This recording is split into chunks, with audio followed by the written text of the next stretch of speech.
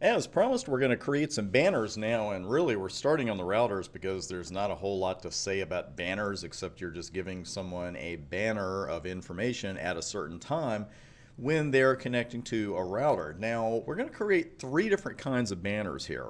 We're going to create a login, a message of the day, and an exec banner.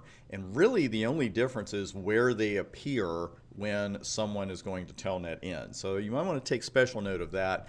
And we're going to take a look at this C banner text C, where C is a delimiting character jazz, and see what's going on with that, because that is slightly misleading as well. So let's go ahead and we're going to start with a login banner. And this will be presented to someone before they authenticate.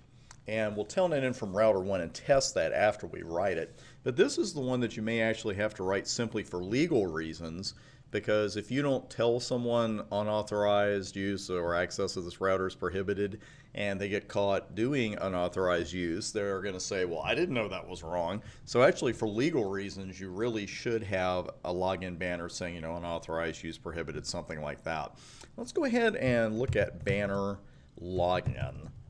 And here's that line again, the same options here, banner text C, where C is a delimiting character. Now, we take things very literally in this business, and there's a good reason for that. But here, we can't take the C literally. What this really means is you can use any character as your delimiting character, which simply means you're indicating the beginning of your banner and the end of your banner. The thing is, you just have to use the same symbol for the beginning and the end. You don't have to use the letter C. So let's just go ahead and use a $ here. And I'll use that, and it gives me line, create, and that's it.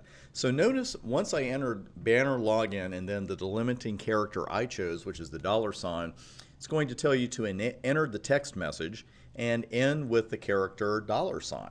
That's all there is to it. So I'm just going to go with something short and sweet here. Blah, blah.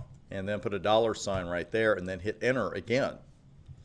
So let's see, is there a show banner command? No, there isn't.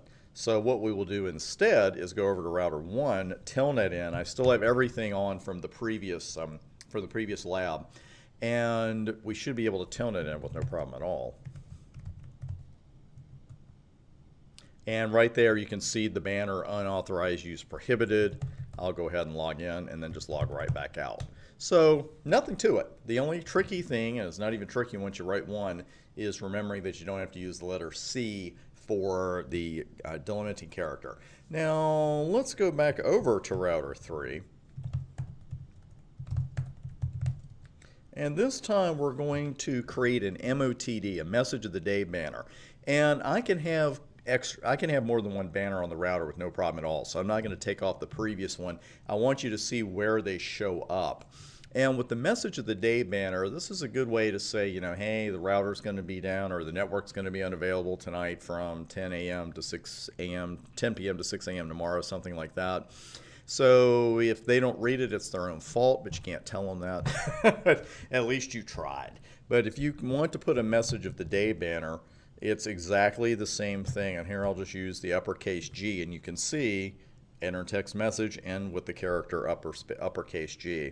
So network will be offline tonight beginning at 10 p.m. until at least, actually we're going to leave that time off because then we'll be tied to it. So we'll just go with that. And I entered and I'm good. I'll do a quick write on the way out. And now when I telnet in, what am I going to be shown? Well, you can see the order here. And I've got first network will be offline tonight being in at 10 a.m. There's the informational one. There's the message of the day. And the login banner is actually appearing right under that. So I'll go ahead and log in and then log out. And that's all there is to it. One more banner I want to show you. And that is the exec banner. Set exec process creation banner. This is information that you want to show someone after they have successfully connected. So let's just go ahead and do a banner exec. Again, delimiting character, use whatever you want. I'm going to use lowercase h, which means I have to end with that. And I'm just going to put congratulations. you have successfully logged in. Strictly an example, not something I would put in a real world network. Maybe. Let's go over to router 1. We'll do a telnet again, and you can see that I haven't been shown the exec banner yet. That's going to wait until after I authenticate. And what happened there? I have congratulations you, and then that's it. Did you see what happened? It picked up that H as the delimiting character. So let's go ahead. That's a good real-world lesson, and yes, I did mean to do that. It's my story, and I'm sticking to it. Let's go ahead and do a banner exec, but this is why you might want to pick a different character, one you're not going to have in the message, and maybe not a letter. Just something to look out for there. And let's see, because in the previous one, when I used the uppercase G, there was no G in there, correct? Pardon me.